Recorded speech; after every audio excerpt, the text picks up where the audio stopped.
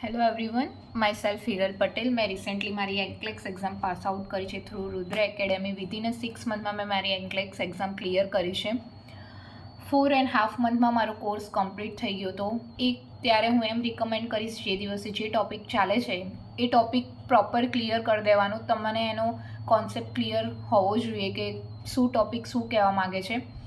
Than હું એમ કહીશ કે જે ચેપ્ટર પતે છે, લાઈક કાર્ડિયક ચેપ્ટર ફિનિશ થાય છે તો જે મેમે આપણને ક્વેશ્ચન આપ્યા છે એ ક્વેશ્ચન સોર્ટ આઉટ કરી દેવાના રહેશે. મેમના બધા જ ક્વેશ્ચન આન્સરના સેશન્સ છે એ મોસ્ટલી અટેન્ડ કરવાના, કોઈ બી સ્કીપ નહીં કરવાનું, because it's very helpful for exam.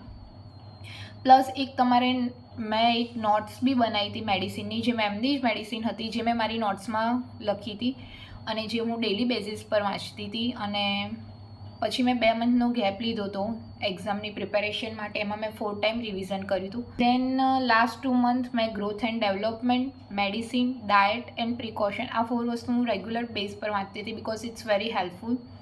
And હું એમ બી કહીશ કે તમારે મેમની જ બુક્સ છે, જે મેમ નોટ્સ આપે છે, જે ટિપ્સ છે એ જ હેલ્પફુલ થશે. એ જ તમે વાંચશો તો it's enough for exam. Thank you so much. Thank you so much, Sneha ma'am, and all the best for all the students who are preparing for NCLEX. Thank you.